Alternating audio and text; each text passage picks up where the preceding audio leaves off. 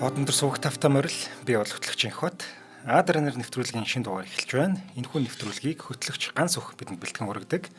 Өнөөдрийн дугаарыг бид аз жаргалыг үйлдвэрлэдэг Монкондын брэнд болон чанартай амьдрын ураатай Мортон Резиденц ивэд итгэж байгаа.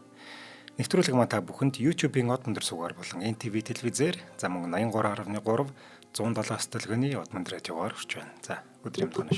За өдрийн мэнд хүргэе.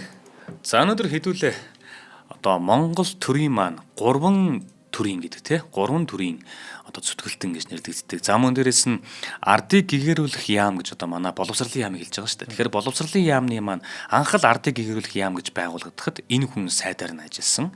За мөн дээрээс нь манай Монголын төв архив гэх юм уу те архивын газрыг үндэслэсэн Монголын төв номын санг үндэслэсэн Монголын археологийн салбарын маш том зүтгэлтэн. За энэ хүний талаар ярих гэж байгаа. За тэгээд түүнийг бол Жамин гүн олноо Жамин гүн гэж арталт нь гүн гэдэг нэр яваад шүү дээ. Гэтэл нөгөө нэг хэлмэгдүүл гинэ тэр хүнд үеэр чинь те гүн цолтой тэр ноён цолтой хүмүүс чинь яаж өнгөрдөг вүлээ те. Гэтэл энэ хүнийг яагаад өнөө хүртэл бид нар яг Жамин гүн гэж бүр гүн нь юм залгаа өөрийнх нь нэр юм шиг болцсон те. Ингэж дурж явж байгаа. Тэгэхээр ийм зүтгэлтний талаар бид бүхэн ярих гэж байгаа. За өөрийгөө бол энэ хүн ямагт халах Монголын дорд бичээч буюу болох өвгөн гэж даруухнаар нэрлэж явсан. Нэрт соён гэгэрүүлэгч Ахмад Эрдэмтэн онхот овогт санга жавын Жамин гэдэг хүн. Тэгэхээр онхот овогт гэдэг эсвэл онгууд гэж бас хаяада бичигдээд байдаг. Ер нь нэг Монгол бичгээс хөрвүүлгээр те ерөөд ингэж яваад байдаг. За энэ хүн бол хуучны Сэцэн хан аймгийн Ачит вангийн хошууны нутаг, Идүүгээгийн Дорнод аймгийн Баян Түмэн сумын Баян Булган гэдэг газарт бэлгийн тооллын 14-р жарны улаан нүдэн хэмээх хөх модон хулган жил буюу аргын тооллын 1864 оны намар төрсөн. 1864. Тэгэхээр хэдүүлээ 19 дэх зуун руу орж штэ тий. За төвд хэлнээс гарал үүсэлтэй энэ Жамин гэдэг энэ үг ер нь ямар учиртай юм бэ гэхээр монгол хэлээр орчуулах юм бол зөөлөн эгшигт гэдэг орчуулга болдго юм байна. Явж бүр язгуурын 3 бурхны нэг болох оюун бэлгийн бурхны нэрийг нь Жамин гэдэг. За их бичгийн хүмүүн онготын Жамин 1880-ад оны үеэс уугуул хошуу нутгийнхаа тамгын газрын дагалдан бичээч тал бичээчээс эхлээд аймгийн чуулган засаа за жанжны газар их шавийн шанзвын яамд бичээж бичгийн их зохиогч зэрэг бичгийн хэргийг ажил албыг ингээд шат ахиулан дараалуулан эдэр налуугаараа дасч явсан ийм хүн байгаад байгаа.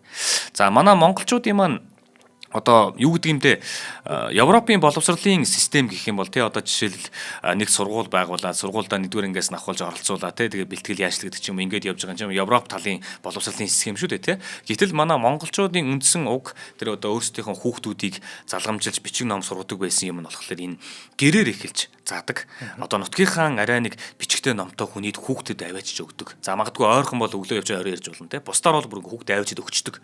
Нөгөө хүүхдүүд нь тэр айлдаа хичнээн өдөр сараар байгаад зөвхөн тэр айлдаа буюу гэрээр сурдаг. Гэр бичиг гэдэг юм уу те ингэж суудаг. За тэгж жагаад арай гайгүй нөгөө нэг бичиг үстэй болоод эхлэн гутал нь шууд тухайн бүс нутгийнхаа өөрсдийнхөө сумынхаа ч байдаг юм уу те жижиг газрынхаа тэр нөгөө нэг тамгын газар нь тал бичиж эхлээ оруулдаг. Тал бичээчээр ажиллаж эхэлж байгаа нь төрийн эргийг залгуулж эхлүүлэх анхны шатн тэр хүмүүсийн.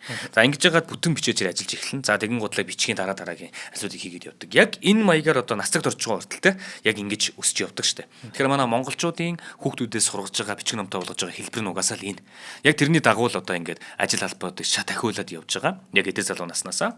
За тэгээд түүнийг болохоор 1900 он за 1900 оны ихэнх үеэс ахуулаад 1911 он хүртэл буюу Наран гэрэлт Түмэн наст Богд хаан Монгол улсын сангийн хэрэг эрхлэх яаманда 1915 оноос ахуулаад Нярав данс эрхэлсэн түшмэл дид сайдаар Жамин гүнг тохон томлон ажиллаж ирсэн. За ингээд манч гүрний үед гэх юм уу те тэр даргаллынхын үед Монголын юу гэдгийг тамгын газрын тэр юмд бичээч хийж байгаа. Араас нь Богд хааны үед Богд хааны засгийн үед болохоор сангийн яамд бүр явсаар байгаа дид сайд хүртэл хийж байгаа.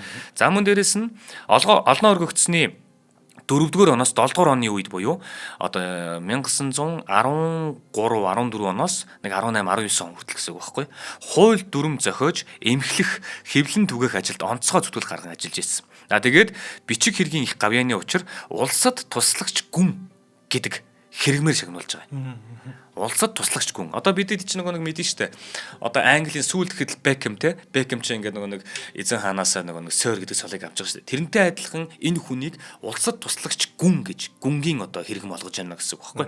За тэгээд өргөн түмэн олноороо энэ хүнийг яг тэр цагаас ахуулаад жамин гүн хэмээн дуудаж эхэлсэн, авгаалж эхэлсэн. Тэгэл жамин гүн гэдэг нэр нь одоо жамин гэдэг нэр нь жамин гүн болж орж байгаа байхгүй. За бүр сүүлдээ эн чин ардын засгийн үед ардыг гэгрүүлэх яамны сайд болж байгаа шүү дээ. Тэгтэн хүртэл жамин гүн сайд. Тэр нэр нь хамт яваад байгаа. Энэ гүн гэдэг одоо ард түмний өгсөн баг хүндэтгэл маягийн болчиход байгаа байхгүй. За 1921 оны ардын хувьсгалын дараа одоо хувьсгалын дараа ардын төр засгийн газрыг 5 яамтайгаар эмхлэн байгуулахад сангийн яамны тэргүүн сайд хамаарсан дид сайдаар тохон томилогдож байгаа. Ингээд нөгөө 3 засаг байхгүй 3 төр. Тэгээ 1921 он хүртэл ихэвчлэн жамин гүн хэмээн өргөмжлөгдөн явдаг байсан бол дид сайд болсноос нь хойш зарим хүмүүс жамин гүн гэдгээр нь дуудаж ирсэн жамин сайд гэж хүндэтгэн авгаалах болсон. Тэгэхээр одоо өөрийнх нь мэндэлсэн он болохоор 1860 он. Тэгээд 1911 1920 гэхээс чи ер нь бол баг 50 гаруй настай 60 гаруй настай байхад ардын засаг гарч байгаа байхгүй. За ингээд жамин гүн хувьсгалаас өмнө Монгол бичгээ өөрөө Монгол бичгээ ард олонний хүүхдэд заан сургаж түүний сацуу тэдний үзэх цагаан толгойн ном сэлтийг өөрөө олноор зохион бэлтэж исэн. Дээрэс нь манжийн төрийн үед Ачид банкын хошуунд сууж байхдаа харт зардын олон хүүхдийг гэртээ цуглуулад Монгол бичгээ заадаг байсан. Ямар ч төлбөр нэхгүйгээр шүү дээ энэ чинь. Түүний шав нарын дунд нь бидний мэддэг их жанжин гэж алдарсан. Дамтны Сүхбаатар хүртэл жамингаагаар бичиг залгаж байсан гэдэг. За энэ тухайн хэн ярьсан гэхэлэр түүний гэргий Янжин гэж хүн дутагдaltaа ярьж байгаа. Манайх консулын динжээс баруухан тийш сууж байх үед хаврын нэгэн орой цагаан дээл дамдин 14 настай ийм гал цог болсон нүдтэй хүүгээ дагуулan манад ирсэн юм аа. Ирээд манай нөхөр жаминд Монгол бичиг заалгахаар шав оруулсан билээ. Тэгэхэд Сүхбаатар тоодгор хөх дайланбан дээлтэй сэргэлэн байрын хүү харагдсан. Сүхбаатар бусад нөхдийнхөө нэгэн адил цагаан толгой сувчилж өглөөбөр ирдэг байлаа. Сүхбаатар 2-3 жил ном заалгаж байсан да манай өгшнөр гэж. Манай жамингаар ном заалгадаг олон хүүхэд байсан бөгөөд тэд өглөөбөр ирж багууд хүртэл ном заалгаад тардаг байсан. Манай нөхөр олон хүүхдээр биеэ тойруулчихсан. Нүдэндээ цагаан шил зүүсэн шар өвгөн ямагт гэрийнхөө зүүн хойно сууж л байдаг байлаа гэж эхнэр нь өгүүлсэн байгаа юм. За тэгээ 1921 оны 8 дугаар сарын 14-нд буюу хувьсгал ялаа дөнгөж сар гаруухан болж байх үед ардын сургууль байгуулах шийдвэр гарсан юм байна. За тэгээд сургуулийн дүрмийг тогтоох оруулж байгаа байхгүй. Тэгтэл тэр дунд байгаа хамгийн ахмад одоо юу гэдгийг те нэмтээ номтой эрдэмтэй хүмүүс гэх юм бол одоо жамин гүнгээс ахуулаад эхэлж байгаа байхгүй. За мэдээж Цэвэн Жамсраа ном гэх юм уу те энэ хүмүүс бас байгаа. Жамин гүн ардын гэгэрэлэх ажлыг цаашид хэрэгжүүлэх талаар нэлээд анхаарал санаачлага тавьж улсын бага сургууль, ардын сайн дурын бага сургуулиудыг байгуулж оюутны сургуулийг бэхжүүлэн багшийн сургууль болгосон. Өөрөө гардаж. За сургууль нэмэгдлээ. Сурах хөвгүүд охид олших тусам хүүхэд багчуудад уншиж ашиглах сурах бичгүүд хэрэгтэй болж ирсэн. Одоо 10 хүүхдийн донд нэг ном байж болно те. Эсвэл нэг одоо бид нар ч юм бол нэг хүүхдэд нэг ном гэдэг штэ бүр. Гэтэл 10 хүүхдийн донд нэг ном байла. Тоо нэмэгдэхийн хэрээр 2 ном болох хэрэгтэй байна. Гэтэл тэр үед ч нөгөө бидэрт хэвлэх үйлдвэр мүлдэр гэж юм байхгүй. За тэгээ мэдээ засгийн газар одоо холбоо сүлбээгээрээ өөр одоо ямар улсад байдгийг ингээ хэвлүүлж болж л байгаа хэл та. Гэтэл одоо зөвхөн одоо цагаан толгой гэдэг юм нэг 35 үсэгтэй. Гэтэ 35 үсэг биш шүү дээ. Бид ч нэг Монгол бичгээр байгаа учраас ингээд цагаан толгой гараараа бичсэн. Тэрийг аваачаад хэвлүүлнэ. Гэтэл Монгол бичгээр ингээд олон тоогоор хэвлэх бар гэдэг юм уу тэр зүйл нь байхгүй. Тэгэхээр энэ хүмүүс чинь өөрөө гараараа бичиж олшруулдаг. Тэгээ нөгөө 10 хүүхдийн дунд 20 хүүхдийн дунд нэг анги гэдгээ. Тэгээд анги болгон дэвшлээ гэхэд дэвшсэн анги болгон зориулсан ном сурах бичгийг хэвлэх газар байхгүй. Энэ болгоныг одоо гараараа бичиж өөрөө зохиож тэгээ одоо боломж олцоог нь хэвлүүлж явсан. Ийм байгаа. За Жамингаа уг сурах бичгийн оршилт нь өөрийнх нь бичгийг үлдээсэн байна. Үүний үг нь хэдий болох боловч утх нь итгэвээс гүн тул залуу настай багчууд чармаан оролдож сурахыг хичээх нь нэг зүйлийн чухал хэрэг болсон учраас тун хичээвээс тоо хэмээгч алив хүний хичээн сурваас зохих 6 чадлын доторх нэг зүйл нь мөн хэмээн эрдэмтэд өгүүлжээ гэж хүүхдүүдийг зааж штэ тий. Судар бичгийн хүрээлэнгийн дарга бөгөөд халах Монголын болох өвгөн Жамин биер хичээнгүйлэн оршил бичв үүгээр сая сурах оюуны ам нээгдэх болтугай гэж энэ сурах бичгүүдийн оршил дээр нь бичижсэн байна. За өөрийгөө маш багаар үнэлж जैन те маш чамлж जैन тэгээд өөрийгөө болох гэж जैन одоохондоо миний чадвар энэ байгаа шүү. Гэхдээ энэ яг тэр утгыг нь харах юм болно шүү дээ те. Бид нар өнөөдөр бидэрт 1920 он гэж яхад тэр хүүхдүүдэд сурах бичиг байсан юм аа. Сурах бичгийг нь эм хүмүүс хийж исэн юм а. Одоо энэс ингээд шалтгаалаа харахад л бид нар одоо 100 жилийн дараах гэдэг бидэнд 1921 онд энэ өгүүлбэрээс харахад судар бичгийн хүрээлэн гэж байсан юм. Судар бичгийн хүрээлэн гэж байсан. Тэр судар бичгийн хүрээлэн нь хүүхдүүдэд сурах бичгийг нь хийж өгч ийсэн гэдгийг бид нар 100 жилийн дараа зэндээ энэ зүйлээр баталгаажуулах байхгүй. За судар бичгийн хүрээлэн гэж байна. Сая яриад байгаа судар бичгийн хүрээлэн гэдэг маань ямар учиртай юм бэ гэхээр өнөөдрийн шинжлэх ухааны акт юм. За тэгэхээр бид нар шинжлэх ухааны академийн за сүүлийн миний мэдж байгаагаар ямар ч сан иргэдлэгөө шинжлэх ухааны академи ерөнхийлөгч байсан. За түүний өмнө бол маш мундаг эрхмүүд байгаагийн нэг нь болох бид бүхэн Адар анираар хийсэн тийм. Базрын ширэн дэв гэж ирхэн байгаа. Энэ хүн чинь одоо бас олон 10 жилийн турш манай шинжлэх ухааны академи ерөнхийлөгч байгаа. Тэгэх үед Монгол улс гадаад руу одоо компьютерийн их хавтан хүртэл гаргадаг байсан шүү гэдгийг би бардам хэлдэг тийм. Экспортод монголчууд компьютерийн их хавтан гаргадаг хүртэл ийм шинжлэх ухаанаа дээрээ залтсан. Ийм байх үед базрын ширэн дуугаа шинжлэх ухааны академи ерөнхийлөгч байж байгаа. За түүний өмнө бол одоо ингээд маш олон хүмүүс байгаа. Бэмбэр энчингөө хүртэл шинжлэх ухааны академийн дуун орчуулгын хүрээлэн билүү дээ тийм. Тэрний дуун ухааны одоо таск гэх юм уу те тэр тасагт нь шинжлэх ухааны академид чинь манай Бэмбэр энчингөө чинь жоохон залуу ороод ажиллаж байгаа шүү дээ. Гэтэл эний чинь үүсгэсэн хүн нь Жамин гүн байгаа байхгүй. Судар бичгийн хүрээлэн чинь өнөөдрийн шинжлэх ухааны академи. За тэгэхээр 1921 онд Ардын засгийн газар судар бичгийн хүрээлэн байгуулах болвоо. Ингээд Жаминг эхлээд засгийн газраас судар бичгийн хүрээлэн байгуулах томилсон юм энэ хүнийг. Тэгэн гутла өргөжлүүлээд дараагаар нь үг хүрээлэнгийн чинь дараагаар нь таал байх юм байна гэд Жамин гүнг судар бичгийн хүрээлэнгийн анхны дараагаар тавьж байгаа. За тэгээд олноо өргөгдсөний одоо юу гэдгийг 10 дугаар он гэх юм уу те. Ер нь бол 1921 оны 10 сарын 1-ний өдөр гэж байгаа. Засгийн газар олон яамны сайдууд засгийн газрын зөвлөх түшмэл, нарийн бичгийн дарга, эрхэлсэн түшмэл, намын гишүүн, эвлэлийн төлөөлөгч нар хуралдаж зөвлөлтөнд тогтоосон 24-р хурлын бичгийн 3-р зүйлд манай засгийн газраас томилон гаргасан эрдэмтэн түшмэл Жамсраанов, за сайд гүн Жамин, гүн Дашним, түшмэл Баточор нараас Монголын нийслэл хүрээнд судар бичгийн хүрээлэн байгуулж, гадаад олон улсын зүйл бүрийн ухааны ба улс төрд хэрэглэгдэх судар бичгийн чухал хэрэгтэйг нь Монгол үсгээр орчуулж авах ба уул Монголын хэлээр зохиож дэлгэрүүлэн Монголын эрдэм боловсролд тусдаа болох 15 зүйлийн дүрм, хэмжээ зам бичиж тогтоолгохыг ирж ирүүлснийг хэлэлцээд энэ зүйлийн номын хүрээлэн нэм байгуулахар төлөвлөсөн дүрм хэмжээ маш зүйтэй болсон тул ёсоор болгон баталснаас гадна эрхлэх сайдыг засгийн газраас сонгон томилж айлтгаад тогтоолгох ба судар бичгийн хүрээлэнгийн зүйлд энэ удаа хэрэглэх 3,000 ланг засгийн газраас сангийн яамнаа хуудас явуулж 50 олгуулахаар тогтов. За тэгэхээр ингээд яг энэ оны энэ сараас ахуулаад ийм хүмүүстэй ингэж эрхлэн ажиллана. За тэн дээр энэ хүнийг дараагаар нь томилно. За тэгээд бид нэр ийм зоригтой энийг нээж байгаа сангийн яамнаас мөнгийг нь шийдэж өгөө. А тэгээд эн чинь зөвхөн судар бичиг хүрээлэн чинь гадаадад байгаа тэ сурах бичиг хэвлэл ном тохимол энэ болгоныг монгол хэл дээр буулгаа. Тэ? Дээрээс нь улс төрд ашиглагдах тэр зүйлсүүдийг бас монгол хэл дээр буулгаа гэдэг ийм ажлын дагуу эхлүүлж байгаа. Гэвч энэ нь өөрөө шинжлэх ухааны академи гэдэг өнөөдрийн энэ том байгууллагын маань эхлэл болж байгаа шүү дээ. Анх эхлэхдээ бол ингэж хэлсэн байна. За тэгээд 11 сарын 19-ний өдөр засгийн газрын шийдвэрээр гүн Жаминг судар бичгийн хүрээлэнгийн дараагаар тохон томилж байгаа. Хүрээлэнг байгуулахад тэр үеийн эрдэмтэн сэхэтэн хүмүүс болох профессор Жамсраанов, одоо Жамсрангийн цэвэн л гэдэг л те. Жамсрангийн цэвэн, за Манжиж Баточор, Хятадч Дандаа, Шагж зэрэг сэхэтнийг татан оруулсан. Бас зөвлөлт Орос улсын нэр эрдэмтэн Козлов гэдэг те. Кузьмич Козлов гэж байна шүү дээ те. Козлов, Владимир Цов, Франц улсын монголч эрдэмтэн Пелио, Польш улсын монголч эрдэмтэн Котвич зэрэг хүмүүсийг хүрээлэнгийнхаа хүндэт болон жинхэнэ гишүүнээр сонгон тэдэнтэй харилцаа холбоо тогтоож байжээ гэж. За одоо тэгэхээр энэ улсуудтай гадагшаа харилцаа холбоо тогтоогоод нөгөө хэрэгтэй юмудаа авах нь. За энэ бол манай Монгол улсын шинжлэх ухааны академи маань одоо эхлэл суурь тавигдж байгаа юм. За тэгэхэд эрхлэх хүмүүс нь ямар хүмүүс байх юм? Тэрнийх нь дарга нь хэн байх юм бэ гэхээр өнөөдрийн бид бүхний яриад байгаа онхот огт сангаж авын Жамин гэж хүн байх нь. За хоёулаа хамтран ажиллаж ярьж. За өнөөдрийн дугаарыг бид аз жаргалыг үйлдвэрлэдэг Монкондын брэнд ивент итгэж байна. За энэ брэнд нь улаан морин жилд зориулан цагаан сарын баярын онцгой коллекц бүтээгдэхүүнүүдэд хэрэглэгчдийнхээ хүртэл болгож байгаа.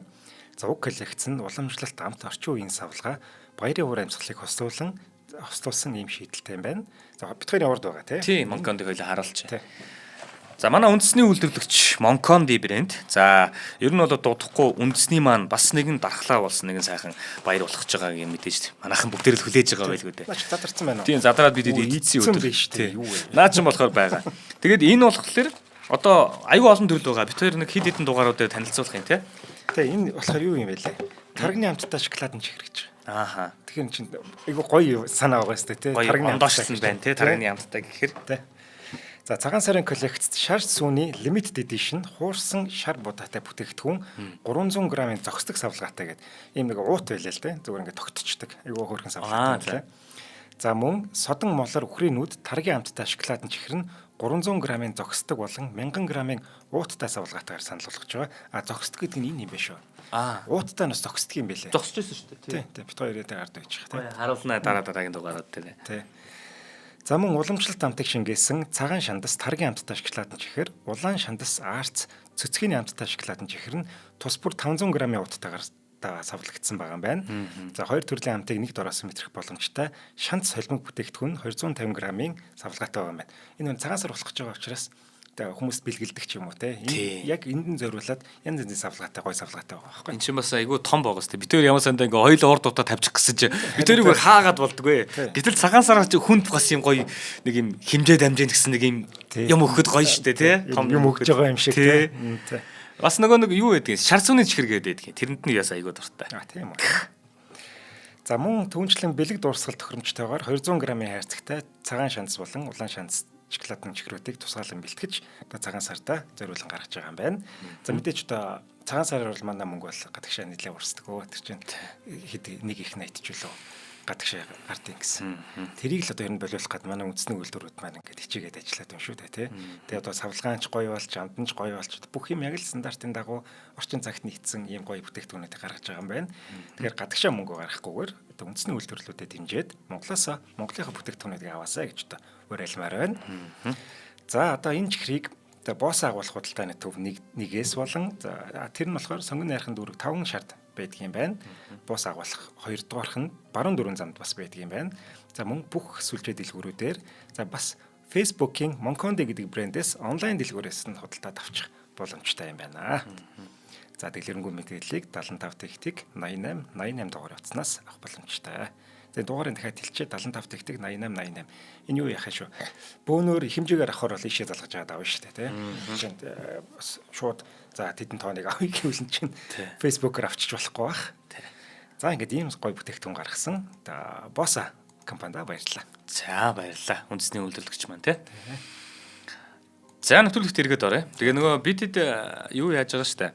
Одоо сая хэллээ 19-р зууны хүн шүү дээ гэж. Түүний чинь амьдрал нь баг 19-р зууны дунд үеэс ахуулаад тэгээд 20-р зууны баг дунд үе хүртэл үргэлжлэх гэдэг шүү дээ тий. Тэгэхээр энэ хүний нөгөө бага насны тэр юм их нөгөө бичсэн зүйлдээсэн зүйл айгүй ховор байгаа гэдэг. Гэтэл одоо сая 1924 он лоо илүү очих гэдэг юм л да. 1924 он. Өөрөө 1864 он төрсөн гэхэр чинь 60 настай. Гэтэл тухайн үеийн Монгол хүмүүсийн дундас наслт хэд байсан бол. Тийм шүү дээ. Саяхныхаар бид нар одоо 70 80 оноор бодоход хүртэл Монгол хүний дундас наслт айгүй бага байдаг шүү дээ. Гэтэл тэр 1924 он гэхэд 60 настай юм хүн байгаа байхгүй. Хаа очиж нөгөө нэг яг энэ боловсрол эрдэм номын хүмүүс чинь тархин маш сэргээрээ байгаад байдаг. Бие хөгшөрсөн байж болно. Гэхдээ тархин бол бүх юм нь эрүүлэрээ маш гоё байгаад байдаг шүү дээ. Тэгэхээр 1924 он гэхэд 60 настай байгаа заяа. 60 настай байхдаа өөрийн биеэр Бээжин явсан гэж байгаа. Бас 60 настай хүнд бол одоо Бээжин орно гэдэг чинь их хол зам да. Тухайн үед одоо тэгээд галт тэрэг мэрэгнээ тэр юм бас ховрол байсан баг. Тэгэл хаа хүртэл машинаар явдгийн, хаа хүртэл мориор явдгийн, тэмээгээр явдгийн ингэж явж байгаа шүү дээ. Гэтэл энэ хүн 60 настай байж яагаад өөртөө ийм айгүйх өндөр эрсдэл үүрээд тэгээд Бээжин рүү явж байгаа вэ гэхээр нэг юмны араас явж байгаа юм байна. Тэр нь болохоор шүү дээ. Халахын Сайн Ноён аймаг. Одоо бид нар ч нөгөө Түшээдхан, Засагдхан, Сайн Ноён те одоо ингээ аймагуд үүдэг шүү дээ. Анх бол 3 хан байгаад 1 ноён байсан гэдгийг би тэрний талаар дахиад илүү судална. Тэгж байгаа 4 хан болж байгаа. Тэгтэл яг хуу Сайн Ноён хан гэдэг аймаг маань болохоор одоо тухайн үеийн газрын зургаар бол бид нар нөгөө одоогийнх төсөлж болохгүй л те. Урагшаага ингээд урагшаага чил давна, хоошоогоо чил давна. Тэр бүс нутагч гэсэндээ манай Сайн Ноён хамт амьдардаг, урагшаага цэндээ Сайн Ноёнд амьдардаг байсан юм байна. Тэгэхээр Бээжин явсан шалтгаан нь бол Сайн Ноён хан аймгийн засаг хошоо Чинван 80-та гэж хүн байгаа. Энд 80-та гэдэг хүнтэй очиж уулзж байгаа байхгүй Бээжин рүү явж. Тэгэхээр тэр хүнтэй яг гэж уулзж байгаа гэсэн чинь 9 зүйл бүхий гэрээ хилцэл хийж иж зөвшөөрөл авсны үр дүнд нэг зүйлийг аваад Монголд авчирсан байгаа байхгүй тэндээс. Тэр нь юу юм бэ гэхээр ер нь бол нөгөө өөрөө яг тухайн үед чинь 21 онд чинь нөгөө судалж чигүүрэлэн байгуулагдчихж байгаа. Тэгэнгүүт шинжлэх ухааны академи маань эхлэхлээрээ өөрийнхөө үүх түүх, Монголынхоо үүх түүх тэгээд хаана юу байгаа нь тэр болгоныг ирж хайж Монголд авчрах Тэгээд энэ хажуугаар нь чинь бас нэг тухайн үед чинь Козловчин 21 оноос өмнө Монголын газар нутгаар олон экспедиц хийсэн. Манай нэг ноён уул шүү дээ, тий. Ноён ууланд чинь бүртэл ингээд малтлах гэдэр хийчихсэн. Тэгээд эндээс хідэн ч бас гадагшаага гацсан мэдгэдэггүй. Тэнд чинь хідэн юм манай Монголд байдаг мэдгэдэггүй. Энэ болгоны чинь судар бичгийн хүрээлэн бүгднгийн бүтгэлжүүлэн, баримтжуулан ядчил одоо 1921 оны тэдэн сар гэхэд тий. Манай ноён ууланд хүннүгэн язгууртны булш тэд байгаа шүү. Тэрний тэдэн тоногдсон, тэдэн тоногдоогүй байгаа шүү гэж баримт үлдээх юм бол өнөөдөр манай Марат жишээлбэл археологийн хүрээлэн те энэ хурлаа хийхтэй. Тэгвэл энэ Жамин гүнгийн үлдээсэн 21 оны тэр тоод баримтан дээр тэдэн ухагдаагүй, тоногдоогүй байсан. Гэтэл одоо тоногдсон байна. Тэгвэл дунд нь алга болчлаа гэдгийг мэдэх байхгүй. Энэ баримт бичгийг хүртэл үлдээж байгаа.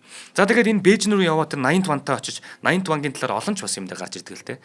80 вантаа яах гэж уулзж байгаа юм гэхээр түүхэн ач холбогдолтой нэг зүйлийг авах гээд байгаа. Тэр нь болохоор одоо саяны заасан гэрээ шүү дээ те. Гэрээнд нь бүр ингэж байгаа. Цэцэн чин вангийн цахар хошууны шашныг бадруулагч сүмд хураан тагч байсан нэгэн зүйлийн иж бүрэн 226 ботоор нэг зүйлийг авсан. Их хүрээний ардыг гэрүүлэх яамны судар бичгийн хүрээлэнд хүндэтгэлээр залан авчирчээ гэж байгаа.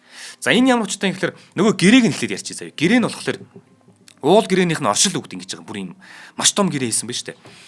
Үүнээс хойш энэ зүйлийг те батлан хадгалах учирт хоёр этгээдээс нүүр золгуулж хэлэлцэн тогтоосон 9 зүйлийг үрд хичээн дагаж явах хэрэгтэй. Үүний тул энэ гэрээ бичгийг байгуулан тогтооваа гэж байгаа оршил дээр нь.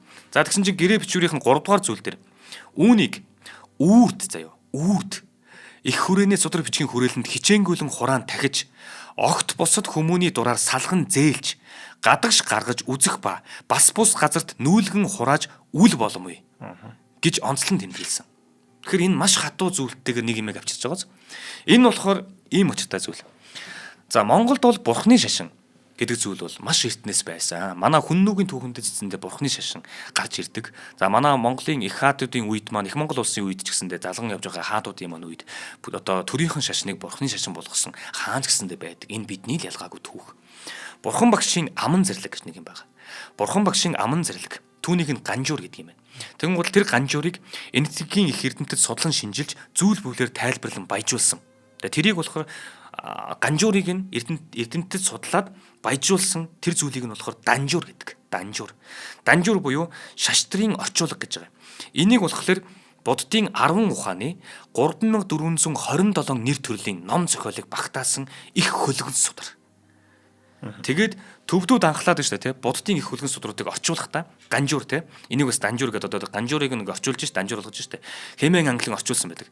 Данжуур хэмээх нь шастрын орчуулга хэмээн төвд үг бөгөөд эртний энэтхэг төвдийн эрдэмтэд одоо их баг 5 ухаанаа туурвсан 4000 гаруй зохиолын их цомрлог энэ нь. Тэгээд Будон Римпоче 1290-ээс 1364 өнөөдрөөс 700 баг 800 жилийн өмнөх зүйл байгаасаа тий. Эртний мэрэгд анхлан данжуурыг эмхтгсэн байгаа. За тэгсэн чинь 13 дугаар зуунаас эхлээд Буддын их хөлгөн судраас монгол хэлэнд орчуулагдж байсан боловч ганжуур гэсэн ойлголттой доор судар номыг монгол хэлний орчуулга болсон Намуудаа Сэцэн хааны үеэс эхлэлтэй бөгөөд Лэгдэн Хутагт хааны үед гар бичмэл ганжуур бүтээгдсэн. Тэгэхээр чин бидний 300-аас 400, 500, 600 жилийн өмнө хаадуудын маань одоо зарлиг болгож орчуулсан тэр бүтээл тэнд байсан гэсэн үг байхгүй.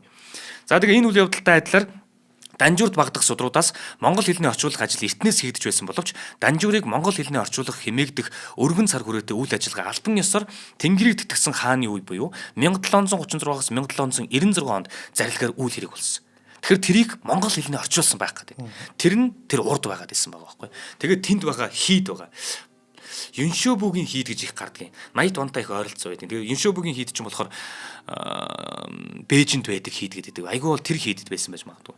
За тэгээд энэ тухай болохоор Тууган гигийн Лувсан Чойжин нэм Жанжаа хотогт Ролби доржийн дэлгэрэнгүй намтад өгүүлсэн байдаг. Өөрөөр хэлэх юм бол Монгол данжуурын гарчгийн оршил хийгээд Тоо вангийн цагаан толгойд өгүүлж буй мэдэнээс үзэхэд данжуурыг орчуулж хэвлүүлэх хааны зарлиг Найрал Төв хааны 2 дугаар он буюу 1724 онд гасан бөгөөд Монгол гүүш нар 1717-оос 1720 оны үед бэлтгэж ажил болох данжуурыг бүртгэн орчуулах ажил нэгэнт эхэлсэн гэж үздэгч албан ёсоор орчуулан эмтгэх үйл ажиллагаа 3 дугаар Жанжаа Ролби доржийн удирдлагаар Монгол олон нутаг хошуудаас тугларсан 2000 зочим хэлмэрчид төв данжуурыг түшиглэн санскрит болон бусад хэлээр орчуулан гарсан байсан шаштруудыг харьцуулан судалж монгол хэлний орчуулан барлаж монгол данжуурыг тэнд бүтээсэн. За энийг содор бичгийн хүрээлэнд авчих гээд байгаа. Энэ нөгөө нэг жартаа Ахмад маань тий.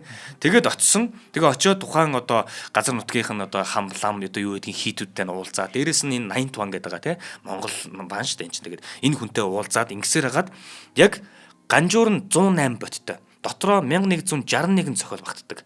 А Данжуур нь болохоор түүнийх нь тайлбар буюу шаштрын орчуулга бөгөөд 225 бот 4000 шарам цохол 4000 шахам цохол багтдаг.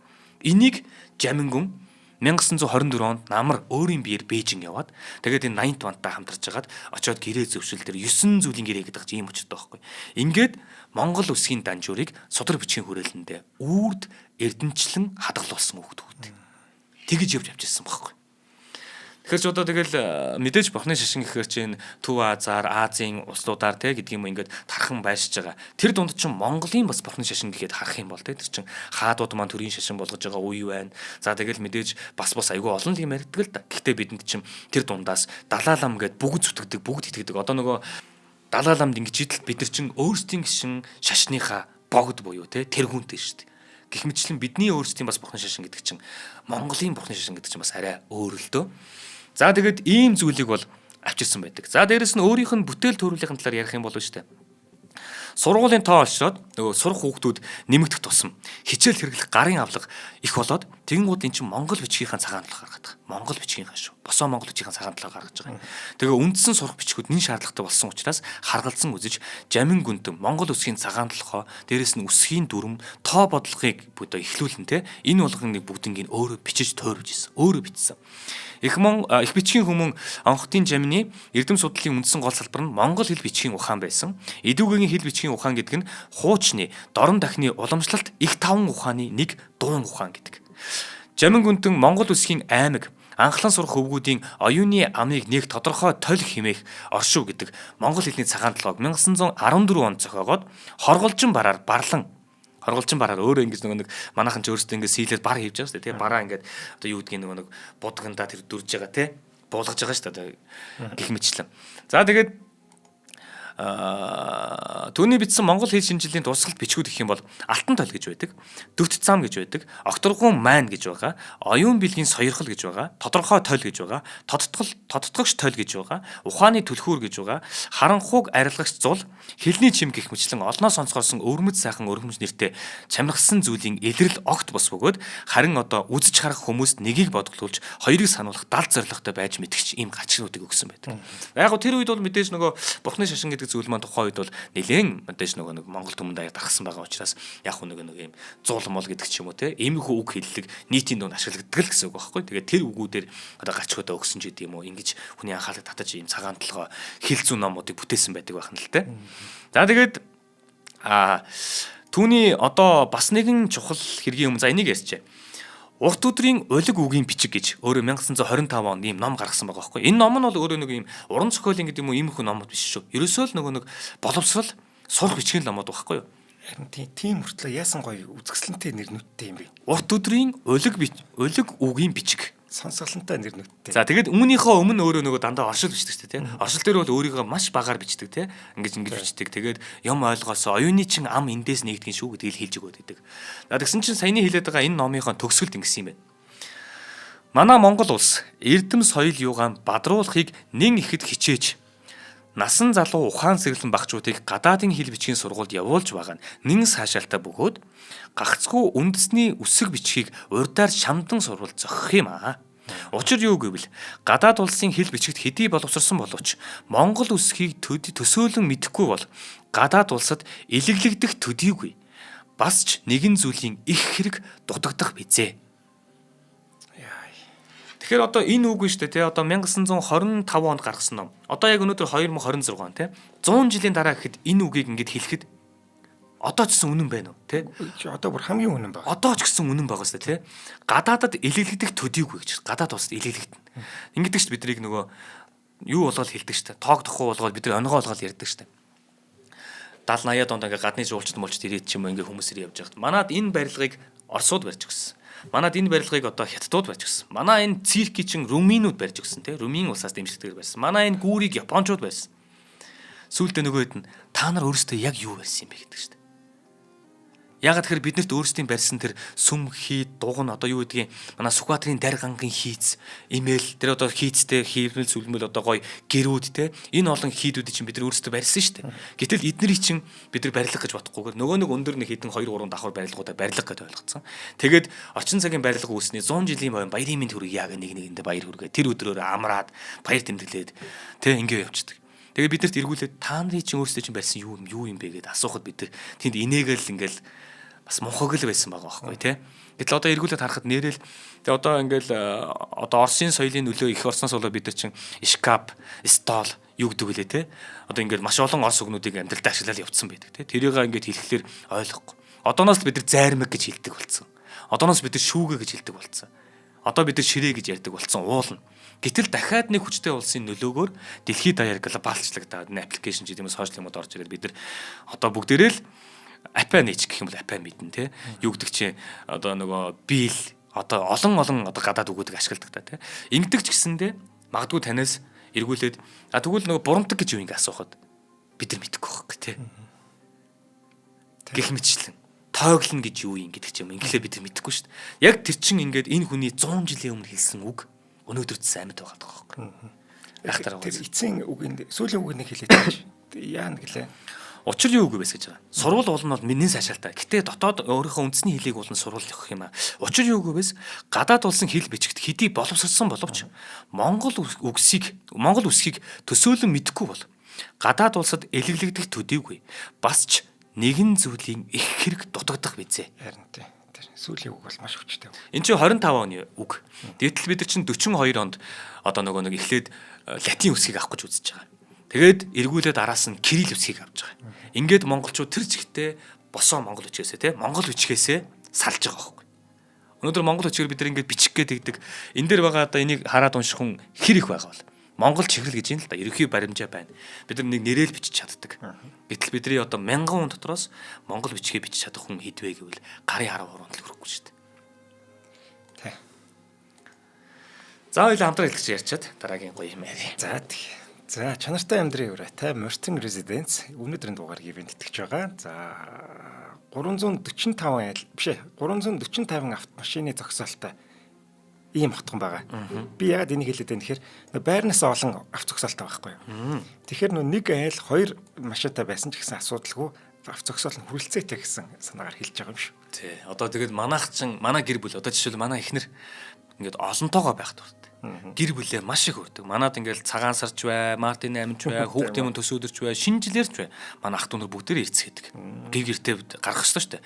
Тэгээд ингийн гутал манай зогсоолч байрныхаа орсын суугчдаас жоохон зогсоолтоо нөгөө хэдийнхэн машиныг яах вэ гэх болдог. Энэ чинь л хамгийн наацхыг бас тулгардаг гэсэн. Нөгөө тэгэлгүй байх уу. Яг энэ тулгардаг асуудлуудыг бүгдийг шийдэх гэж хичээсэн ийм байшин байгаа даа. Зайсан нөө усны асуудалтай л гэдэг штэ тий. За тэгвэл ус цэвэршүүлэх системийг төслийнхээ хүрээнд одоо бүх хотгоноор суйрлуулсан байгаа байлээ. Энэ бол зайсангийнхаа бүгдээр ингэх ёстой шүү гэдгийг харуулж байгаа бүр үлгэр жишээ болж байгаа. Ийм одоо шийдэл байгаа. За мөн юу тэрний хөөрхөө өргөл яа юу лээ? Сүү өргөх талбайтай. Тэр нь бас маш гоё шийдэл байгаа юм. За тэгээ лифт орц гарцны хэсэг нь нэг хэмнэ гэж байгаа. За энэ дээр бол нэг тэрхтээ явж байгаа тусгай зориулттай хүмүүс, тэгээд хүүхдтэйгээ явж байгаа хүмүүс, тэгээд харааны бэрхшээлтэй хүмүүс ч юм уу. Эднэрт маш тийм зөв шийдэл болчихж байгаа. Энэ бас их гоё байгаа. За мэдээж хүүхдүүдээ мартаагүй. Дайн улсын алдарт компани брэндтэй хамтарч ажилласан. За эднийх бол үнэхээр чанартай хүүхдийн тоглоом хийдэг. За энэ компани брендийн хүүхдийн тоглоомыг гаднаа байрлуулсан байж байгаа. За тэгээ фасад нь өөрөөсөө гэрэлтэй гэж байна. За энэ бол үнэхээр оройтой гоё харагддаг гэсэн үг байна шүү. За 58-аас 122 м2 бүхий 2-4 өрөө бэлэн байрнууд нь худалдаалагдж байгаа юм байна. За борлуулалтын албаны утас нь 76 тэгтэг 67. За баярлалаа. За баярлалаа. Дээж өргөх. Дээж өргөх тий. Одоо дэлхийн хичнээн улс хүүхдийнхээ хараа сайн сайхныг хүсээ дээж өргөдөг бол. Тий. Одоо энэ чинь ингээл нөгөө хүүхэд нь одоо энэ чинь хөдөө гэдэг төсөөлөх юм бол тий.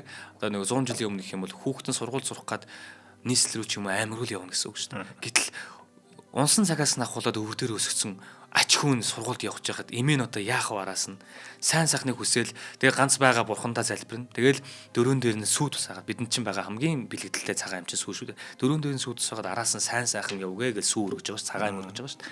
Дэлхийн өөр улсуудад ийм ёс байдаг үг мэдэхгүй л байна л та би. Тэгэхээр энэ зүйлийг одоо ч гэсэндээ бид аваад явж чадах байхгүй. Суурьшмал иргэншил рүү одоо бид орж байгаа ч гэсэндээ эндээ хадгалаад аваад явах хэрэгтэй. Монголд л байдаг л бол тий. За баярлалаа. За түүний араас нэгэн том эрхэм зүйл яригдах юм аа. Энэ зүйлийг манайхан бас нэлээд сайн ойлгож аваасаа. Ялангуяа манай шинжлэх ухааны танин мэдхүн нэвтрүүлгүүдийн маань ер нь зорилго, энэ сувгийн маань зорилгочсон дээр ерөөдөө л ийш чиглэдэг штеп. Юу юм гэхээр Монголын түүхийн тулгар 3 сурвалж жижиг гэж байгаа. Монголын түүхийн. За нэгт нь бол яа харахгүй Монголын ус тавч орно. За нэг гэлтгүй зүгээр ер нь 3 тий. За дараагийнх нь гэх юм бол Рашид ад-Дины судрын чуулган гэж байгаа. За гурав дахь нь гэх юм бол Богд Баатар биеэр дайлсан тэмдэглэл. Энэ 3 зүйл цаг хугацааны хувьд өөр ч гэсэндээ энэ 3 хоорондоо бичигдэл нь таардаг. Одоо манай Монголын ус тавчиг болохоор хэтэрхий уран зохиолын хэллэгтэй ч гэдэг юм уу те эсвэл одоо утга зохиолын хэлбэртэй юу гэдгийг тиймэрхүү байж болно шүү дээ. Гэхдээ энэ чинь бас манай Монголын түүхийн одоо уран зохиолын түүхийн бас нэгэн одоо хэлбэр болж штэ. Үлдсэн тэр баримт бичиг нь болж байгаа байхгүй. За тэгэнгүүт л нөгөө Монголын ус тавчааг бид нар энэ монголчуудын түүх мөн гэд хэлэх гээд штэ. Гэтэл энэ маань Монголын нутгаас биш. Одоо нөгөө Мин улсын их бичиг те Мин улсын үеийн тэр их бичиг дундаас олддог штэ.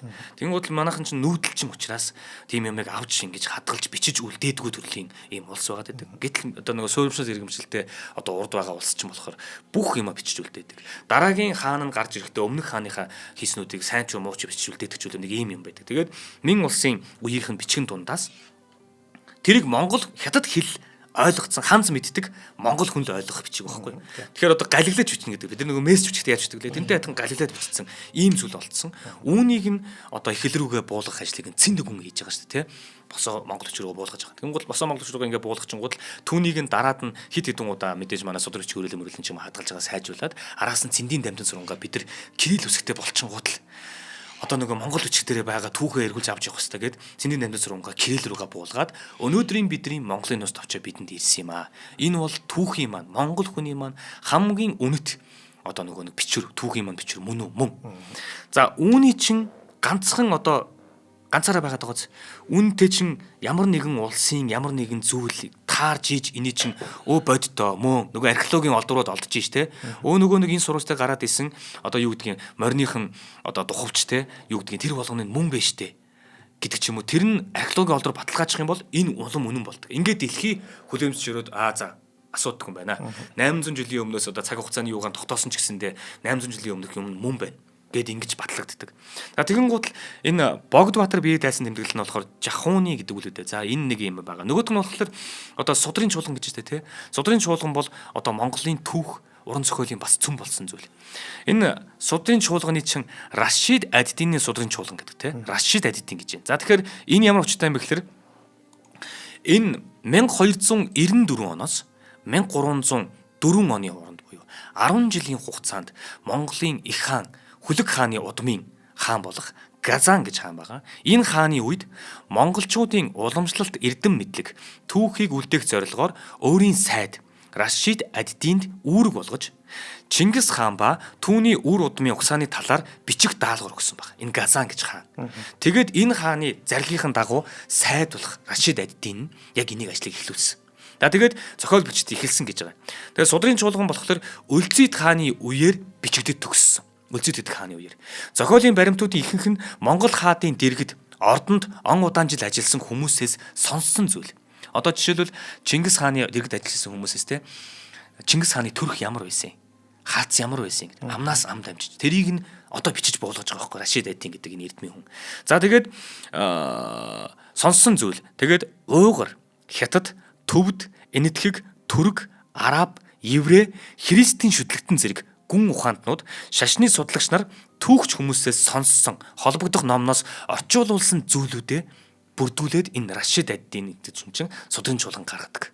За нөгөө судрын чуулган чинь явсаар хагаад мэдээж тэр чинь тэр үедээ гарчаад тэр үеийнхэн одоо эргэн тойронд байгаа улсуудад хэрэглэгдэн түүх номынх нь уран зохиолынх нь бас гоё судар бичиг болно те баримт болно. Тэндээс ингээс явагдал байсан. Тэгэнгүүт нөгөө нэг нуус товчоо Рашид Адны судын чуулган хоёр чинь хоёр өөр газар байгаа юмнээсээ зүйлсүүд нь таарад эхэлдэг байхгүй. Ингиж нөгөө нэг тэнд байгаа улсын чинь эдгээр чинь монголчуудын Монголын их хаадын үргэлжлэл хөвгүүдийнхэн байгуулсан ил хаан тулс мос гэдэг юм уу те энэ улсуудын чинь үргэлжлэл нь таана шүү гэдэг тэд нар мэдээд байгаа байхгүй. За ингэж байгаа. Тэгээд нөгөө нэг урд болохоор энэ нөгөө Богдбаатар биеэр дайсан тэмдэглэл те энэ бол гарч байгаа. За тэгсэн чинь энэ зүйлтэй Жамин гүн яаж холбогдож байгаа гэхээр Жамин гүн судар бичгийн хүрээлэн байгуулсан цагаас ахуулаад ховор чухал ном судрыг 90 сурвалжилсан. Дээрээс нь цуглуулсан мөн манж хятад хэлээр байгаа энэ ховор чухал сурвалж бичгүүдийг орчуулах ажлуудыг хийж эхэлсэн. Тэр үед чинь энийг ойлгох хүмүүс цөөхөндөө хавс 1920 онд хувьсгал гарцсан одоо ард түмнийг нэгдэлжүүлэндээ юу гэдгийг ингэн нэгэн гэдэг ийм л юмрууг их анхаарч байгаа шүү дээ. Хажуугаар нь боловсрол хүүхдүүд сургуулиуд ингээд бүгднийг байгуулна. Ард түмнийг гэгэрүүлэн ингээл гэгэрүүлэх юмны сайд мад хийгээ явж байгаа. Тэгсэн хэрнээсээ судар бичгийн хүрээлэн чинь зорилго нь энэ шүү гэд. Тэгээд нөгөө нэг Кузьмич Козлов чинь экспертиз байгуулад Монголын нутгаар Төв Азаар маш олон судалгаа малтлага нэтэр юм хийгээ явуулсан. Хичнээн юм аваа гуцс гарцсан мэддэхгүй. Бид нар чинь ингэдэг шүү дээ. За зүгээр энэ ам яриа шүү зөө. Гэхдээ харамсмаа зүйл их юм бол сайн ноён хаан Намнын сүрэн 13 үе дагаж ноён залгасан хүн. Намнын сүрэн 1911 оны 12 дугаар сарын 29-ний тусгаар тогтнолын хөдөлгөөнийг удирдах хийж байгаа шүү дээ. Гэтэл Намнын сүрэнгийн булш Өвөр хангай аймгийн Уян сумын хойно нэг ард түмний өөрсдөө хүртэл ингээд хамгаалж хадгалаад ойрт хүн ойртуулдгүй тийм уул байгаа. Тэр уулын орой дээр 13 дараалсан булш байгаа. 13 дахь булш нь сайн ноён хаан Намнын сүрэн гэх гэдэг. Урд нь болохоо сайн ноёнгууд байгаа дээ шүү дээ, тий. Гэтэл тэрийг ухцсан ч гэдэг. Тонцсон ч гэдэг. Гэтэл Козлов болохоор өөрийнх нь тэмдэглэлд ардууд нь ойртуулаагүй ингэсэн гэж тэмдэглэдэг байхгүй. Зарим хүмүүс болохоор тонцоон ч гэж ярьдаг байхгүй. Гэтэл тэр үед байгаа энэ Жамин гүн чинь ноён уул энэ болгоныг бүтгэлжүүлж байгаа байхгүй. Монгол яг хаанаа ийм чухал олдвруудтай юм бэ. Тэгвэл манай энэ зүүн хараа энэ түнхэл лөө те түнхлээс уршаага байгаа энэ ноён уул нь чи хүннүүгийн язгууртны маш олон болж байгаа. Ухагдаагүй дөнгөж 3 4-ийг нь л бидэд чинь одоо судалгааны зорилгоор ухаж үзэж байгаа шүү дээ. Тэрнээс биш ухагдаагүй маш олон болж байгаа. Гэтэл тэрийг хизээ хаана хэн ухсан бэ гэдгийг чинь баримтжуулаад бүртгэлжүүлээд бидэнд өнөөдөр энд ухагдаагүй тичнээн болж 1921 он гэхэд байсан шүү гэж бүртгэлжүүлж байгаа байхгүй Жамин гүн. За тэгсэн чинь энэ хүн судар бичгийн хүрээлэн байгуулад энэ ном бичүүдийг хайгаад байгаа шүү дээ тий. Тэгж жагаад өөрөө нөгөө Дорнод аймагт байсан хүн гэдэг шүү дээ тий. Дорнод аймагт байсан, Дорнод аймагт өссөн гэдэг юм уу ийм хүн учраас ядчил өөрийнхөө эргэн тойронд байгаа хуучны ноёдын залгамж тайж хүүн тий айл тайж айл хэм бол гүн цолтоо гэдэг юм айл хэм бол гэдгийг мэддэг. Гэсэн чинь тэр дунд нь нэг айлд маш чухал бүр хуучны тийм хулсан үзгээр бичсэн им их байгаад идэг.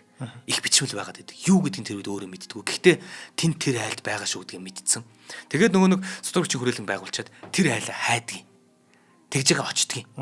Очоод нөгөө айлаас их бичмэлийг авъя гэсэн чинь нөгөө айл нь өгдөг. Тэгэн гутал ядаж надад хуулж бичих боломж өгөөч гэдэг. Нөгөө айл нь ч гэсэндээ он улаан жил одоо өвөг дээсээс нь залмагад ирсэн бичих учраас өгөхгүй шүү дээ. Тэгэн гутал өөрөө яг зэрэгтэл суужгаад холсон үзгээр нь тэр болгоныг нь бичиж авдаг.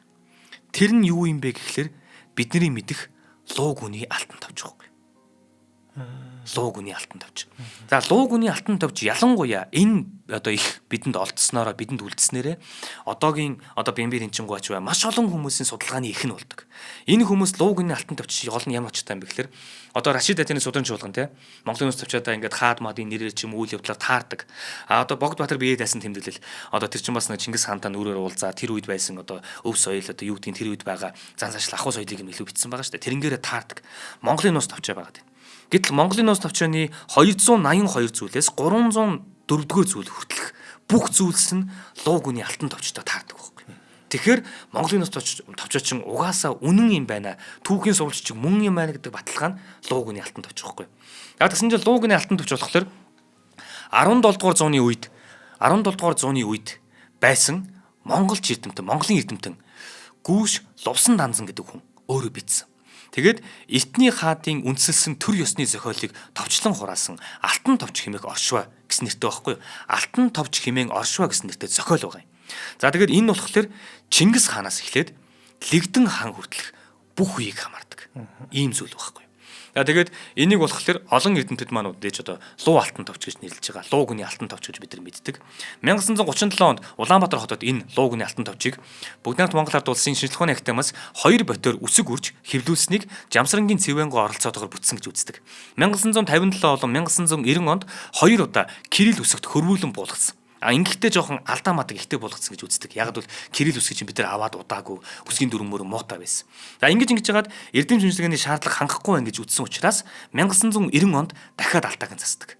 Дахиад алдаагийн засаад анхны одоо тэр их биш үү тий анхны ихийг нь гэрэл зургаар аваад хамттан давхар оруулдаг байхгүй. Ингэж бид нар үүх түүхээ алдаа мадаггүйгээр Кирилл үсгэндээ буулгаж авч байгаа юм. 1998 онд Эрдэмтэн Сүхбаатар луу алтан товчийг Кирилл үсгээр буулгаж оршил зарим үгийн тайлбартаагаар Монголын уран зохиолын дээд хэмээх 108 тийм бот байгаа, цуврал байгаа. Үүний 49 дэх бот болгон хэвлүүлдэг.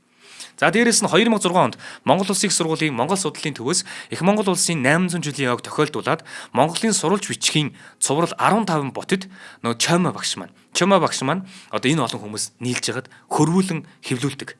Ингээд 1995 онд Монгол Улсын засгийн газрын түүх соёлын хосгүй үнэт дурсгал зүйлийн жагсаалтанд бүртгэгдэг. 2010 онд Аз номхон далайн бүс нутгийн өвд бүртгэгддэг. 2011 онд ЮНЕСКОгийн дэлхийн дурсамж хөтөлбөрийн олон улсын баримтад өвд бүртгэгддэг. Тэгэхээр үүнийг нөгөө нэг 60 хэдтэй байгаа Ахмад зүтгэлтэн маань тэнд явж байгаа байхгүй. Хайж олж өөрөө авч тэгээд өөрөө ингээд хулсан үзгээр нь яг өөрөө бичиж авсан гэж. Мэдээж тэр айл бол одоо ихийг нь өгсөн юм өгөөг юм бид л мэдэхгүй л байна л да. Гэхдээ тэр үед одоо 1700-аад оны үед байсан Монголын их эрдэмтэн энэ болгоныга ааваасаа өвөөгөөсөө сонссон эсвэл нутаг орноос сонссон ганц нэг газар ирсэн бичиг баримт энэ тэр юмыг 1700 хэдэн онд тэгээ одоогоос 300 жилийн өмнө бичээр бидэнд үлдээж байгаа байхгүй. Гэтэл тэр Рашид эдийн судрын чуулган ч болохоор Ил хаант улсын үед тэнд Гүйг хааны Зарагийн хаанд Газан гэдэг хаан тэндээ ингэж байгаа. Тэрийг ч уншаад олсон мэдсэн хүмүүс нь дуулаад ингээд ч юм уу тэрийг нь дахиад 1700 онд бичээд ч юм уу тэгээд ингээд өвлүүлээд одоо Жамин гүн дээр ирээ Жамин гүн бичиж үлдээгээ түүнийг нь одоо цэний намдсрунгаа аваад юм Кириллээр буулгаад ч юм уу Бэмбэр энчингөө авч судлаа ч юм уу ингэ явж байгаа шүү дээ. Тэгээ энэ судраг бичгийн хүрээлэн чинь дуун ухааны тасаг гэж байгуулагдахад нь Бэмбэр энчингөө чинь айл нөгөө нэг 20 идтэй жоохон хүүхэдтэй илтсэн байж байгаа шүү дээ. Тэгэхээр чин Бэмбэр энчингөө 20 идтэй байх үед тэдний чигийг тэдний амьдралынхын зорилгыг мөн чанарыг нь энэ хүмүүс тавьж өгсөн байх гэдэг байна. Тэгээд яагаад одоо луугны алтан товч ийм онцгой ингэж штэ тий. Энэ хүний олж ирсэн нь бүр ийм том гавьяат байгаа штэ. Тэгсэн чинь луугны алтан товч яагаад ийм онцгой юм гэхлээр манай Марат хэлж илээ. Монголын ус товчоо зарим үйл явдал нь үсэрдэг. Тэр цагийн үйл явдал байдгүй. Одоо жишээлбэл Исүхэ Баатар өнгөрлөө. Тэмүүжин одоо ирлээ тий. Аав чинь биеийн муу гэд Исүхэ Баатар ингээ биеийн муугаа гэд татаруудад хорлогдсон гэдэг. Тэр нөгөө нэг хонграад нөгөө нэг юу гэдгийг худын та хүүч үлдсэн байгаа шүү дээ бүттэй хамт үлдсэн байгаа шүү дээ. Тэгээд Тэмүүжин авчрах гад авчирдаг. Тэгээд эргэж ирээд уулзаач гэдэг юм ингээд нэг юм хугацаа нь маш юм сонин өсрэлттэй явждаг. Тэр голд юу болсон мэддэхгүй ч гэдэг юм. Ингээд ер нь бол нэг юм зарим газараа дутуу байдаг байхгүй юу? Өсөрцөн байдаг. Тэгсэн чинь нөгөө луугны алтан тавьж шүү дээ. Тэд нарыг нөхдөг. Яг тэр орон зайнууд нөхдөг. Луугны алтан тавьж Монголын уран зохиол, утга зохиолын гэдэг юм уу те? Маш үнэтэй, хосгүй, юугаар ч үнэлшгүй том өв. Нөгөө талдаа түүхийн бас маш том, дурсгал том өв байхгүй. Одоо энэ чинь нөгөө Доронтой аймгийн Баян Түмэн хошууны Юншөөбү овгийн дарь тайж энд хадгалагдчихсэнийг нь манай хүн өөрөө очиж олж аваад тэгээ алтан товчийн яг их болсон хулсан үзгийн бичмэлийг 1926 онд судар бичгийн хүрээлэнгийн дарга Жамин гүн Донод аймгийн Баян Түмэн хошууны Юншөөбү хотгийн тайж дарь гэдэг хүнээс олж хулсан үзгээр хуулан авсан гэхээр хуулан авсан юм байна те. Тэгээд луу алтан товч нь Монголын түүх уран зохиолын ховор чухал судалгааны үнэт материал болж Монгол эрдэмтдийн анхаарлыг өдий хүртэл одоо хүртэл чигийг гаргаж татаж явдаг зүйл маань энэ. За тэгээд алтан товч нь бол одоо Монголын ус товчооны 282 зүйлээс 233 нь бараг тохирж байдаг учраас Монголын ус товчооны монгол бичгээр үлдсэн нэгэн их гэж үздэг нь энэ сурвалж бичгийн үн цэнийг илэрхийлж байна гэж. За жишээлбэл нөгөө би яриадсан шүү дээ. Зарим нөгөө нэг байхгүй байдаг. Монголын ус товчонд байдгүй мэдээ баримт, яруу найраг, аман зохиол, алдартай туйлсын хэсэг алтан товчид байдаг байхгүй. Жишээлх юм бол Монголын ус товчоонд Исүхэ Баатрыг насан эцэслэхэд Тэмүүжний гашуудсан тухай шүлэглэл байдгүй бол алтан товчид энэ тухай тусгасан тусгай шүлгэн байдаг. Дээрээс нь та энийг сонсч байсан нөгөө өнчин хөвгүн 9 өрлөгтөөс эцэлсэн гэж байдаг шүү дээ. Энэ луугны алтан товчтой л байдаг. Эндээс бид нар мэдэж эхэлсэн байхгүй. Тэгээ Монголын нууцнд байдгүй олон сонирхолтой мэдээг агуулсан үн цэнтэй бүтээлийг Жамингун одоо Монголын түүхэнд авчирч олж ирж өгсөн байх нь. Юан гүрэн мөхөх үеийн тогоон төмөр хааны гашуудлын шүлэг гэх мэт өнөө цаг үед биеэ даасан яруу найраг болон бидэнд танигдсан ийм агуулгуудыг өөртөө агуулсан ийм том чухал зүйлийг Жамингун дахиад бас нэг 60 гаруй настай ах матлаг байгаа шүү дээ. Энэ хүн яваал өөрөө олж ирж байгаа. Тэр Бээжин рүү яах гэж явж байна. Та байсан Доромт руу яах гэж явж байна. Энэ болгоныг яах гэж содор бичиг өрөөлөнд авчирч өгöd. За тэгээд ингэснээрээ одоо дээрэс нь нөгөө нэг тухайн 1700 онд энэ алтан төвчийг бичсэн нөгөө нэг Лувсан Данзан гэдэг хүн багш зохиогч нь те. Энэ хүн бас зүгээр нэг биччихэв.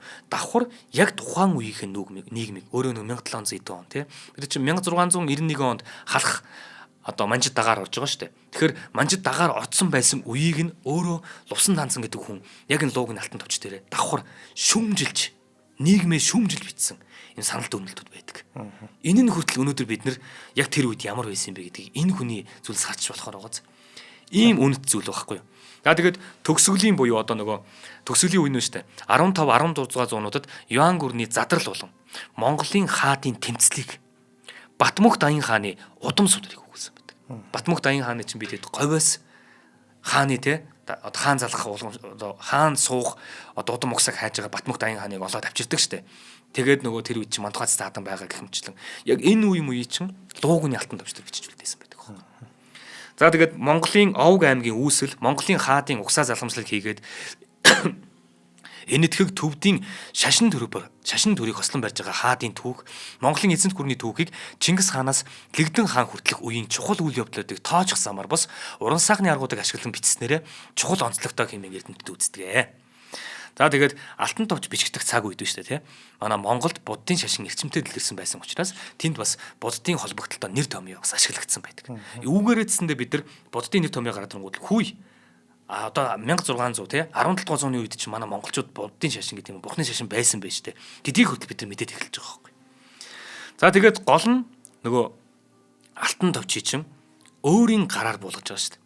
Тэр цаг үе чинь хүнд цаг үе. Биднийг одоо судар бичгийн хүрээлэн гэдэг ч юм уу ийм баримт бичиг тооцоо бүртгэл юм байхгүйгээс л манай Монголын чинь одоо өлөг өрөвлийг нь одоо юуг нь хүртэл өндгийг нь хүртэл олоод те дэлхийд бүгд л өлөг өрүүлчин зулцаг төрүүлдэг гэж мэддэг байж хаа те тэр Английн эрдэмтэн гэдэг юм уу тэр дэлхийн эрдэмтэн чинь яваад тэндээс анх өндөг болж байгаа шүү дээ. Тэгээд өндгөө авч очингуутлаа хүүе өлөг өрүүл гэдэг чинь өндгөлдөг юм байна гэдгийг дэлхийд тэр хүн баталж харуулж байгаа. Гэтэл хаанаас олсон юм? Манай говьоос олж байгаа. Гэтэл энэ болгоны чинь бүртгэлжүүлж, баримтжуулж, буулгаж, ингэж хүрээлэн байгуулж, ингэж эрдэмтдийг гаргаж, судлаачдыг гаргасан ийм газар байхгүй байхад Жамингун гэдэг хүн чинь тэнд хийж байгаа. Тэгээ нөгөө луугны алтан товч гэдэг юм уу тэр зүйлийг чинь буулгахдаа хэрвээ буруу буулгачих юм бол яах вэ? Үгийн алдаатай буулгах, утгын алдаатай буулгах юм бол яах вэ? Бид нар хойд зүгээс ирсэн гэдэг өгүүлбэр тэр дунд байсан бол яах вэ? Тэнд итгэхгүй байгаа учраас өөрийнх нь гараар буулгаж байгаа шүү дээ энэ хүн. Өөрөө хоолж бичиж байгаа байхгүй. За ийм учиртай байдаг. Тэгээд нөгөө судар бичгийн хүрээлэндээ Монголч эрдэмтдийг одоо гадны жинхэнэ гишүүд гэдэг юм уу те гадаадын олон эрдэмтдэд одоо Монголын судар бичгийн хүрээлэнгийн гишүүн болж байгаа. Тэр хүмүүс рүүгээ одоо хуулбаруудаа явуулдаг. Нөгөө хэд нь судлаад үзээд за миний эргэн тойронд байгаа Польшд гэдэг юм уу те энэ улсуудад энд одоо ийм баримтууд байдаг. Таны эдгээс энэ баримтаа чинь таарж байна. Тийм учраас энэ үнэ эргээд илгээж байгаа. Ингиж тэр ажлыг одоо хийж өгч байгаа. Энэ суурийг ингэж гагнаж өгч байгаа юм уу та те. Тэр цагаас бид нар одоо энэ зүйлээ алдсан бол яг бид нар Чингис хааныг ярихыг хоригддаг байсан. Үүхд үхээ ярихыг хоригддаг байсангүй шүү дээ. Яах гээд энэ гэдэг чинь зорилго нь тодорхой шүү дээ. Гэтэл тэрнээс нь салахгүйгээд энэ хүмүүс чинь тэнд нь энийг хийж өгч байгаа байхгүй. За тэгээд одоо саяны бид судрын чуулган ярьдаг учир нь болохоор манай нэрт эрдэмтэн академич Акимгой сая 2020 онд гэхэд яг судар бичгийн хүрээлэнгийн судрын чуулган шаштрын чуулган билүү дээ. Тим нэртэйгээ дахин бас гаргасан байгаа шүү. Манайхан тэр зүйлээ ядчил гэртээ авч хоймортой байлгаад үр хүүхдтэй уншиж өгдөг юм өөрөө боломж гарвал бас харж байгаа л гэж хэлэх гэсэн. За тэгээд түүний талаар одоо Бэмбэрийн чингой академич Бэмбэрийн чингой чинь бидний хувьд одоо бурхан те. Гэтэл энэ хүн багшийнхаа талаар өөрийг нь чиглүүлсэн энэ хүний талаар одоо ардын дунд ардын багш гэж нэрлэгдсэн Чойдл Сүрүнгач гэсэндээ энэ хүнийхээ талаар маш олон дурсамж зурдтуулаад үлдээсэн байдаг. Нэвтрүүлэг жоохон дуусах гэдэг учраас би газ богинохоо ярьжээ. Зүгээр энэ дэр ингэж байгаа. Жамин багш ингэдэг байсан юм а гэж. Эрдэм сурахад хідэн халахвч байдаг. эрдэм сурахыг хүсэх юм бол тэр халхавчийг авч хаях хэрэгтэй гэж. Энэ жоохон хүүхдүүдэд хэлдэг байсан. Бэмбэрийн чинь мэдэн жоохон ш таажууд нь. Тэгээ энэ юу гэж хэлжсэн гэхээр за хүүхдүүд минь те ерөөсөө өөрөөсөө дээш эрдэмтэй ахас ихс хүмүүсээс эмээн шантраад мэдгүй зүйлээ асууж лавлаж чадахгүй хоцрохын халхавч гэж нэг халхавч байгаа.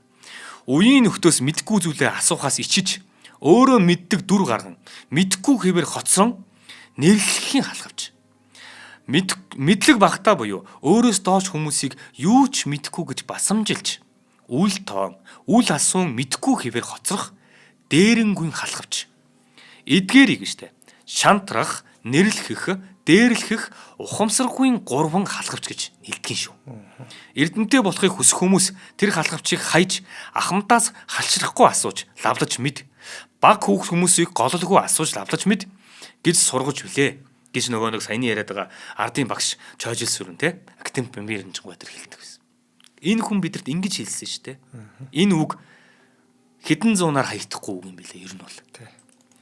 За тэгээд нөгөө түрүүний хэлж байгаагаар түүх соёлд маш их анхаарал хандуулсан энэ болгоныг түүж Монголынхоо юмуудыг эн тэндээс хайж гадаад руу гацсан юмыг нь араас нь нэхэж хөөж эргүүлж авч өөр нутагт байгаа юмуудыг өөрийнхөө Монголын юмуудыг өөрөө очиж авч те жаргал гацсан хонооцонд очиж авч хилцэл хийж гэрээ байгуулж ингэж авчирсан. Тэгээ яриад байгаа нөгөө ноён уул муул те тэр булч мунхан тонсон байсан юмуудыг хоошин цаанаас нь араас нь те манай Монголын юм инэ тэрэ гэж нэхэл дагуул болж байгаа. Тэгээ ядчил тэр үедээ за ухагдаад гараа явцсан олдохгүй байж болно. Гэхдээ миний үе буюу 1900 тэдэн оны тэдэн сарын тэдний өдрийн тэдэн цаг тэдэн минут гэхэд Монголд ийм булшууд ухагдаагүй байсан шүү хүүхдүүд минь. Тэ? Ийм олдоруудыг тоноогүй байсан шүү. Биднэрт ийм судлаагүй олон юм байгаа шүү гэдгээ бичиж үлдээж байгаа юм. Тийм болохоор өнөөдөр манай палеонтологийн хөрөөлөн, археологийн хөрөөлөн, шинжлэх ухааны академи юу гэдгийг те бидэнд 100 жилийн өмнө тийм юмуд байсан. Өнөөдөр харангуутлаа бид нар тэгвэл тэдэн оны тэр хавцаа бид нар юм алдчихлаа. Бид нар ухуулчлаа, тонуулчлаа. Хаашаа гарсан мэддэхгүй. Нөгөө мэгжиж янараас гэдэг бурхан чинь байсан гэсэн тэр байхгүй болчлаа. Хаашаа гарсан юм бэ? Энэ болгоныгоо хийж үтсэн байхгүй. Тэгэхээр энэ жаминган үдэг чинь тэр бүтгэл гэдэг энэ болгоныг хийсэн. Тэгэл ерөөсөө хийж байгаа юм нь архив. Монголд архивтай байх хэрэгтэй гэдэг. Манай өнөөдрийн төв архив те үндэсний архив гэдэг. Энэ зүйлийг чи эхлэх тавиад өгч байгаа. Үндэсний төв номын сан. Тэр судрын чуулган юу гэдгийг судар модор археолог шаштар тэгээ бүх юмуудыг авчирж байгаа. Энэ маань өөрөө тэгээ бас ном зохиол энэ тэр юмуд орж ирж байгаа. Энэ маань өөрөө манай Монголын үндэсний төв номын сангийн суурьны. Тэгээд энэ судар бичгийн хүрээлэн гэдэг чинь манай өнөөдрийн шинжлэх ухааны академи маань суурьны. Ардын гэгэрүүлэх яамны сайд гэдэг байгаа чинь өнөөдрийн манай боловсролын яам юм. Тэгээд дээрэс нь энэ манжийн төрийн үед одоо богд хааны засгийн газрын үед ардын засгийн үед тэгээ гурван энэ засгийн газрын одоо эрхлэх ажлуудаа эрхлээд явцсан сайд гүн ийм хүн юм байгаамаа.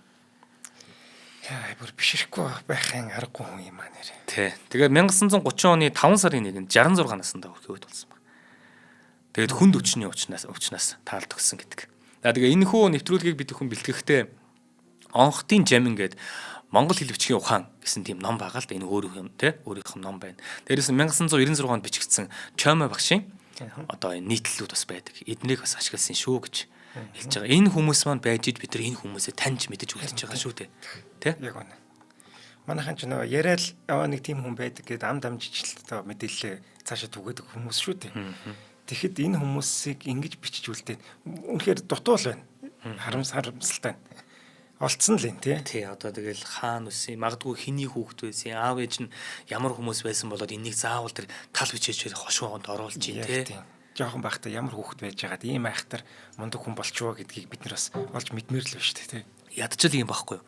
Нацагт оржий чинь хог тайж гэдэг шүү дээ тий. Тайз залгаж байгаа. Гэрсэн чалаар хүн тайжин 14 дугаар үе юм уу гэдэг ч лөө. Гэрсэн чалаар хүн тайжин болохоор Батмөнх Даян хааны хэддүгээр хөвгөн гэдэг ч лээ тий. Тэгэхээр нөгөө тайз залгаж байгаа хүмүүс маань хүүхдүүдээ төрийн хэрэг салгуулах гэж албаар багаас нь бичиг үсгтэй болгож байгаа. Багаас нь тэр нөгөө хошууд хамгийн газартаа тал бичээчээр оруулж байгаа. Тал бичээж гэдэг нь өөргөө. За чи энэ хүмүүсийн нэрийг бичээдэг. Энэ одоо хошуунд байгаа хүмүүсийн нэрийг бичээдэг. Нэрийн бичээл суудаг. Энэ өөрөө дараагийн хар хүн буюу төрийн хүнийг бэлтэж байгаа. Бүр багаас нь бэлтэж байгаа хэлбэр. Тэгэд ингэж байгаа байхгүй. Тэгэхээр энэ хүний чинь багаас нь тал бичээчээр оруулаа те бичээж болгоод хошууд хамгийн газар данс тооцоо хөтлүүлээд ингэж байгаа чинь ялгаа байхгүй энэ хүний гарал угсаалав цаашаага бас л ноён ч юм уу те ийм залгаж байгаа хүн байж таарах гэдэг байгаа байхгүй. Зүгээр нөгөө нэг энгийн одоо ардын хүн биш л болчиход байгаа байхгүй. Хүү биш болчиход байгаа байхгүй бас. Тийм байна. За тэр хэлсэн хоёр үг шүү дээ. Тэрийг бүр хевлээд бичээд тэр сургуулиуд дээр наах хэрэгтэй юм л. За баярлалаа Ганшаа. За баярлалаа. Тэгэхээр сайхан дугаар байлаа. За өнөөдрийн дугаарыг маань бид аз жаргалыг үйлдвэрлэдэг Moncondi брэнд болон чанартай амьдрын ураатай FS Construction-ы Мортон Residency-ийн тэтгэлээ. Нэвтрүүлэг маань та бүхэнд YouTube-ийн од өндөр сугаар болон NTV телевизээр замун 83.3 107 төлөвний од өндөр радиогоор хүрсэн. За дараагийн дугаараар уулзъя. За баярлалаа.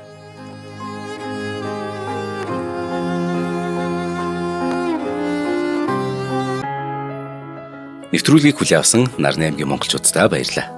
Од мөндөр сувг нь энэ мэдчлэн таны мэдхүйн мянган нэвтрүүлгийг 2026 оны 7 сарын 1 хүртэл та бүхэндээ хүргэх юм. Их хэлээрээ шинжлэх ухаан танин мэдхүйг түгээхийн үлсэд нэгтгэх хүсвэл та бидэнд хандив өгөх боломжтой. Жилдээ ганцхан удаа 100,000 төгрөгөөр биднийг дэмжснээр шинжлэх ухаан танин мэдхүйг түгээх энэ үйл хэрэг амжилттай үргэлжлэх юм. Од мөндөр нэр дээрх Худалдаажлын банкны дансгаа 4191 Тэг 4518. Та 100,000 төгрөгөөр шилжүүлэхдээ гүйлгийн явтга дээр нь өөрийн нэр болон утасны дугаараа заавал бичээрэй. 100,000 төгрөг хандалснаар од мөндөр сүгийн алтан гишүүн болох юм а. Шинжлэх ухаан танин мэдхгүй Монголд ялах болтугай.